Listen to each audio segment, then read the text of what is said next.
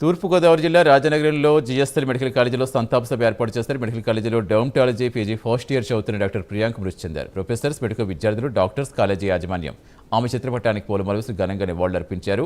Doctor Priyanka కుటుంబానికి GSL medical college యాజమాన్యం అండగా నిలిచింది. కుటుంబానికి 2 లక్షల ఆర్థిక సహాయం అందిస్తున్నట్టుగా కాలేజీ మేనేజింగ్ డైరెక్టర్ డాక్టర్ గండి సందీప్ ప్రకటించారు. కాలేజీ విద్యార్థుల సహకారంతో మొత్తాన్ని కుటుంబానికి అందిస్తామని తెలిపారు.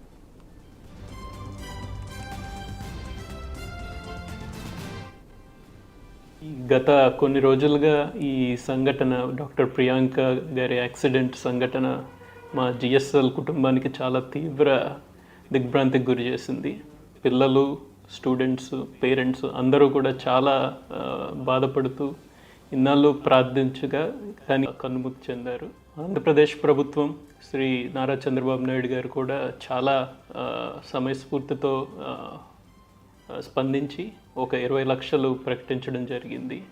సో అదే స్ఫూర్తిగా జిఎస్ఎల్ యాజమాన్యం, స్టూడెంట్స్ అందరూ కలిపి కూడా ఈ మరొక 20 లక్షలు జిఎస్ఎల్ తరపున ఆ కుటుంబానికి తీవ్రమైన పరిస్థితుల్లో అందజేయడానికి మేము సిద్ధంగా ఉన్నాము.